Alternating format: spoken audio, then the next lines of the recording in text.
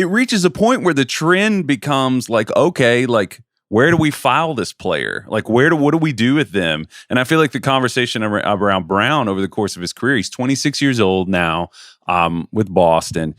He's a guy that they got a hold of in a time when they weren't, like, the Boston has had a run where they've been fortunate enough because of the picks that they got from that famous Brooklyn trade back in the day that they sort of did the 2 timeline thing well. And so these guys have a lot of playoff experience, but what's kind of piling up, we've had a lot of great Brown playoff, performances, but they're kind of piling up stinky ones. Like at this point, this one, I mean, I think this one might be sort of the creme de la crap. Like you're looking back over this game, the play that you're talking about, I guess to complete the library thing, I'm just wondering if this continues, where do we put him? Like, is he going to be in that Harden wing where we're like, he's going to have to buck this trend somehow, I guess. Like this was such an epically bad one. And they really needed points. You were talking about the shot that he took early in the clock.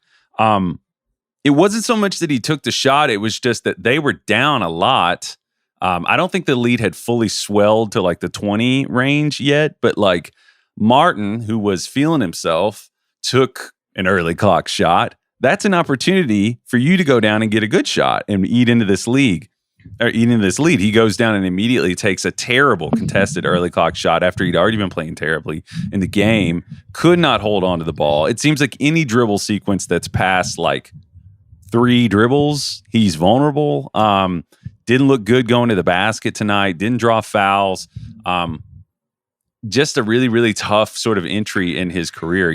There's time for redemption, obviously, but he's gonna have to do something to overcome this one, Seerat. Like it's really bad.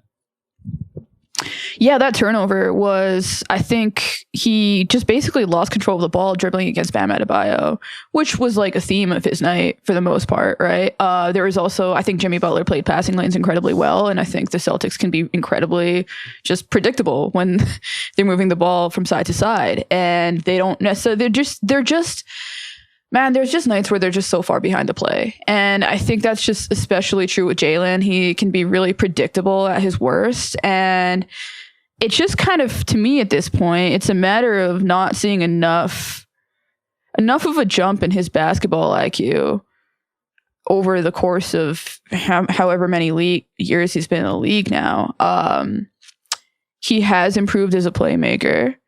He has tightened his handle somewhat. There are just still situations where he just doesn't recognize, game clock scenario. There are times that he's just barreling into the wrong guy. You love unfettered aggression. I thought Game 6 was actually a good example of him not having the best shooting night, but at the same time, like really just hitting the boards, playing really well below the 3-point line. And we didn't get any of that nuance in his aggression tonight. It was all just, him just being a little bit all over the place. And there are nights that he's just going to do that. I think that, there's a lot of questions moving forward, right? Like, this is a guy who basically spent, from February on doing the interview circuit, saying different things about the city of Boston and the organization and how he feels about being in trade rumors in perpetuity. And it's funny how fast these things can swing sometimes, because you're looking at games after Game 6 and the things that he's saying about this team, and who knows what he's saying right now. We're recording during the post-game interviews. I don't really know how they're feeling in terms of togetherness, but they're talking a lot about togetherness after this 3-0 comeback.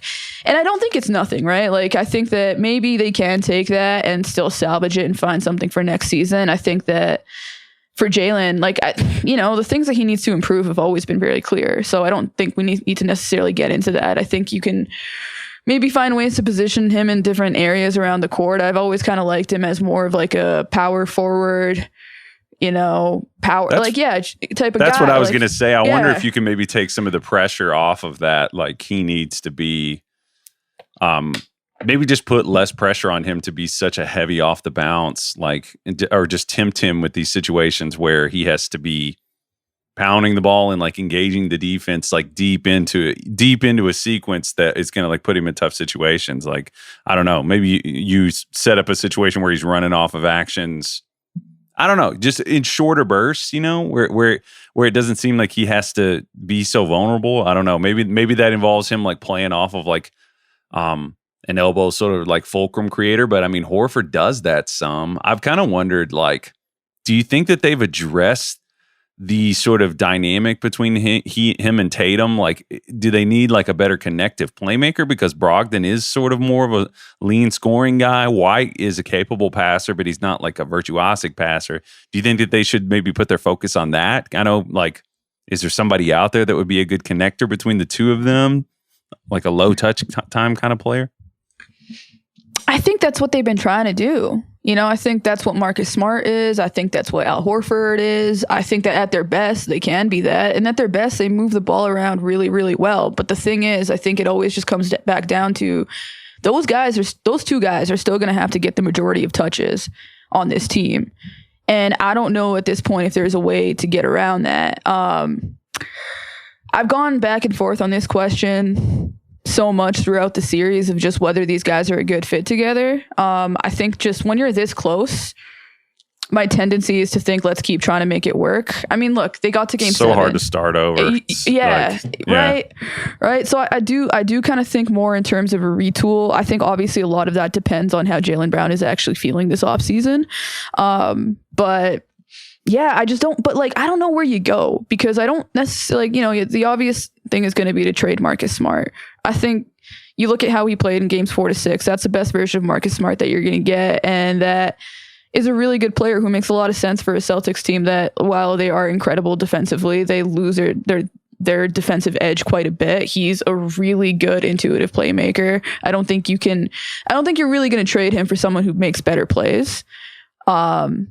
Maybe you reorient how the offense is run. I don't necessarily have ideas on that, like, in the moment, other than maybe moving him a little bit lower on the court. But yeah, I don't know. Yeah, you can add some more playmaking. Brogdon and Jaylen have actually been, like, in my opinion, like a particularly awkward fit. Yeah, I don't know. It's a really tough situation because you're so close, but there are structural issues that have now, you know, they've presented themselves again and again. And I don't know, like maybe you do get over the hump at some point though. I don't know.